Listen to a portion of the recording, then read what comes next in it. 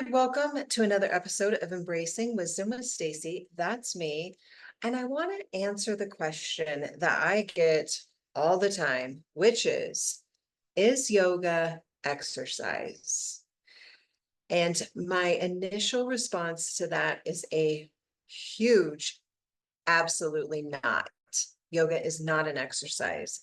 Yoga is a lifestyle. Yoga is a way of being. It's a philosophy. It's how you show up in the world. It's not exercise. So no, if you want to stop listening, stop listening. Answer has been given. But let me explain a little bit more about why I feel so strongly that it's not an exercise. In fact, yoga is not even something that you do. You don't do yoga. You do the dishes. You don't live a lifestyle of dishes. You live a lifestyle of yoga. So there are principles to this practice that go far beyond our physical body. When we think of a bicycle wheel, we've talked about this, only one of the spokes on the bicycle wheel that represents yoga has to do with the physical body, putting it into shapes known as postures or asana. 1 out of 8 have anything to do with the body. So no, you don't do yoga. You practice yoga, you live yoga, you embody the principles of yoga, and then you show up and apply them to your life. Now, when I first found yoga, I was going to the YMCA to take a yoga class for physical reasons. I wanted to increase flexibility. I wanted to touch my toes. I wanted to whatever. And it was not long into this practice. The first 10 I probably hated. But it wasn't long until I really started to fall in love with what it represented in my life. Now I have 3 children, all the same parents, right? Was married, had 3 children. They all lived in the same home. They all had similar expectations, similar rules, and all of that goes with raising children. Of course, my daughter, who is a little bit different, was much harder. But as far as the boys on the bookends, they're 5 years apart. And I know that this lifestyle is not exercise because of this. When we start to shift the way that we show up in the world, shift our behaviors, our reactions, our responses from a place that's dysfunctional, that's toxic, that's angry, it has this ripple effect that influences other people. Now, I have some pretty solid data to back what happened to my 2 boys. And granted, they are very different personalities, different interests, everything is different about them. If they could be any more different, it would be impossible. They're very different. However, my oldest son had a longer space of his childhood where I was angry, toxic, reactive, and not living a yoga lifestyle. I was exactly opposite of what I am today and who I am today. So he had 10, 11, maybe even 12 years of his childhood where I was opposite of who I am. I was angry, yelling, screaming, control freak, not present, constantly ruminating, worrying, anticipating, projecting. And then my youngest son, who's 5 years younger, he had, from age 0 to 5, he had that. But then he had, from 5 to present day, a mom that's responsible, responsive, calm, grounded, centered, quiet, healthy, mind, body, spirit.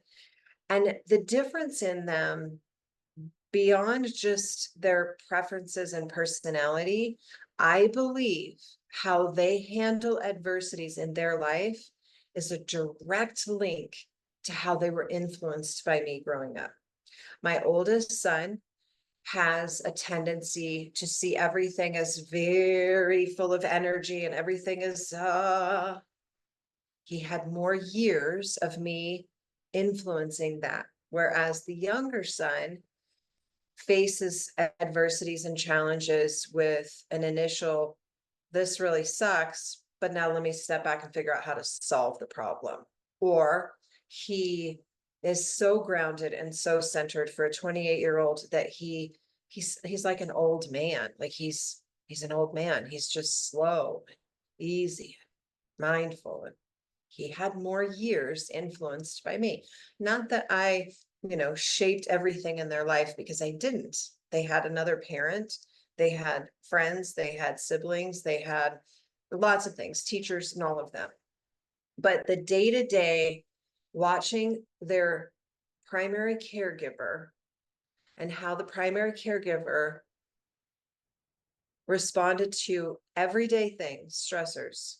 There's a dynamic and obvious difference in my two boys.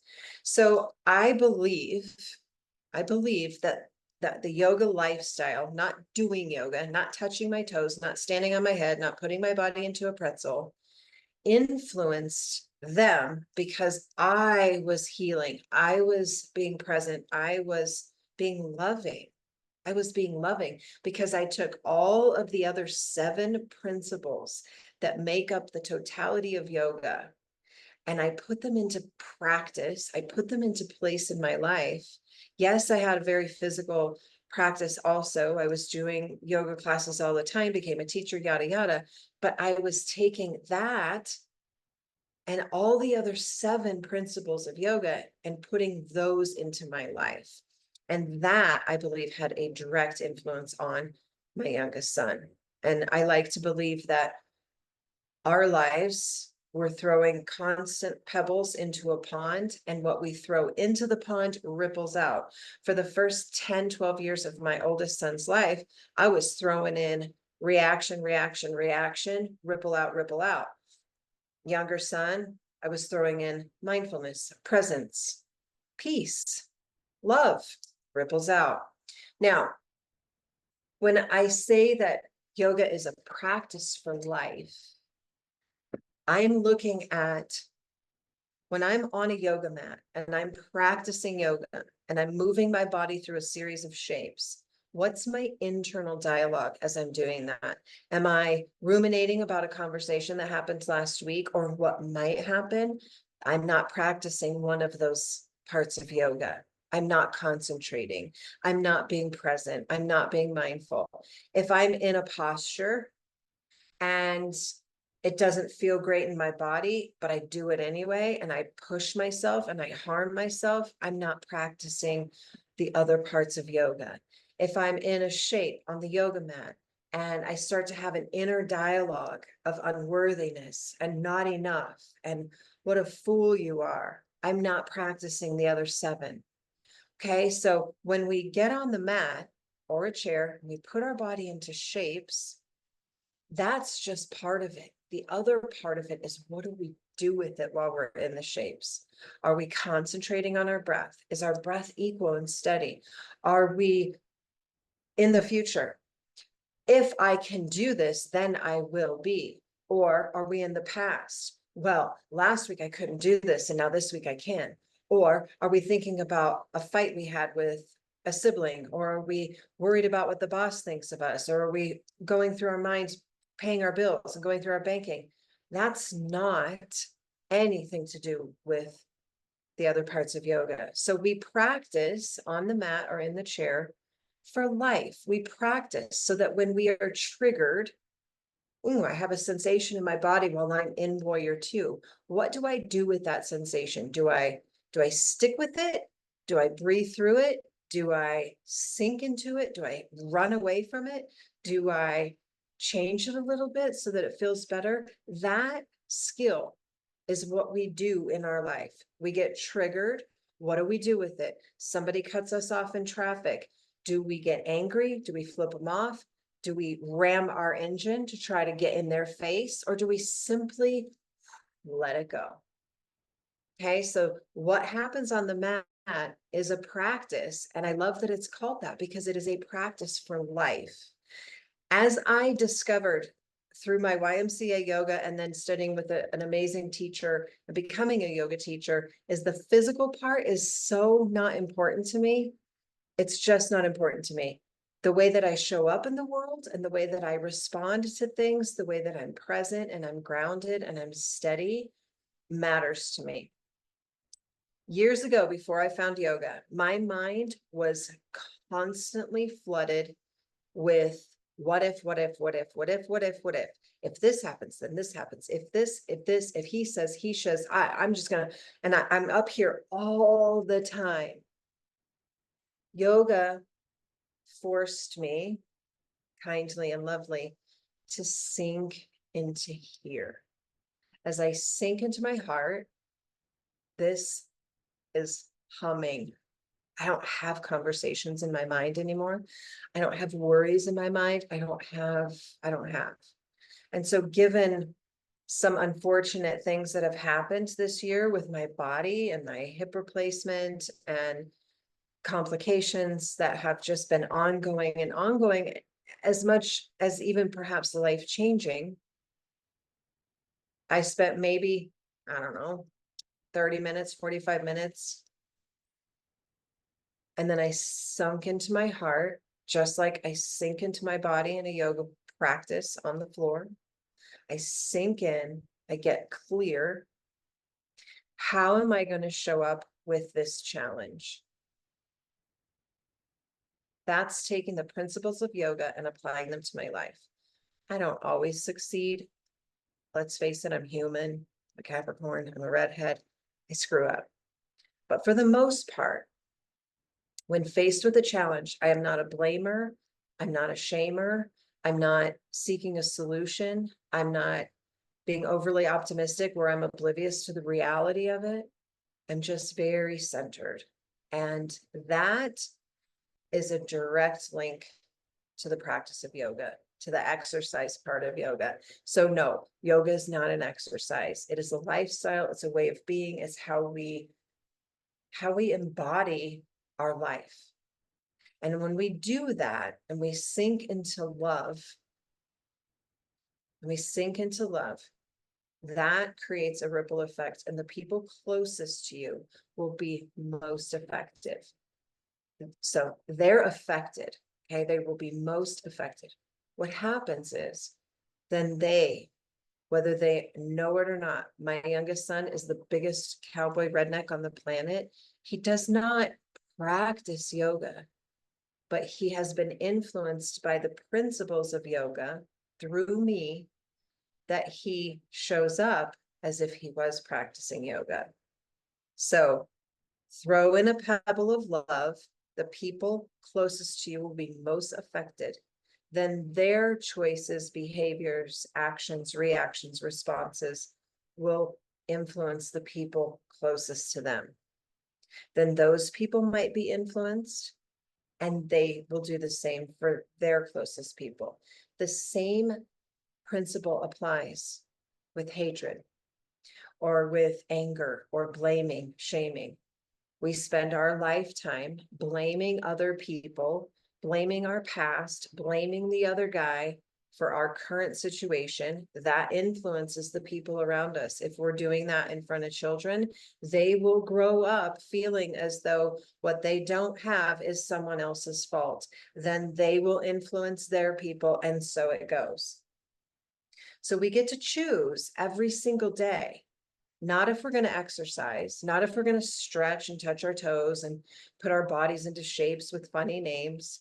We get to choose. Are we going to embody the principles of this practice and show up for ourselves first through the lens of love, which will influence others? That's the choice we make every day. We might choose also to get on our yoga mat and practice, especially when we're faced with a situation that's hard in life. I recommend getting on the yoga mat, seeing what bubbles up, seeing what shows up, because I guarantee you, when you're trying to stand on one leg and you can't, something will show up for you. That's a direct link, a message that's telling you why perhaps you're struggling in that situation in your life. It could boil down to, I'm not communicating effectively. I'm not listening. If we're not listening to ourselves on the mat, we're not going to listen to ourselves or other people off the mat. If my internal dialogue and communication about myself sucks, it's probable my communication with somebody else sucks. If I'm violent with my body on the mat and I push my body into places it has no business being, it is highly probable I am being violent off the mat. So we get to choose. We get to choose every single day. Do I want to show up as love, as presence, as peace, as calm, as mindful, or do I want to show up reactive, blaming, shaming, life sucks, pessimistic, ungrateful, fear-based? Do we want to live in fear or do we want to live in love? It's really that simple. And we get to do all of it on the mat and practice it so that we get good at it. We get to just keep doing it every day. It's a practice every day. So no, yoga is not an exercise. All right, that's what I have for you. I will see you next Monday for a whole new podcast. And we'll keep this conversation going. If you want to know more about the spokes of yoga, those 8 spokes that make up the totality of yoga, let me know. I can break them down week by week. We can do an 8-week series. I can break them up into different, half and half, 2-part series, whatever. If you're curious about this and you're like, I want that, and I want to stop thinking that yoga is an exercise, just let me know. You know where to find me. All right. I'll see you next week. Have a great day. Bye.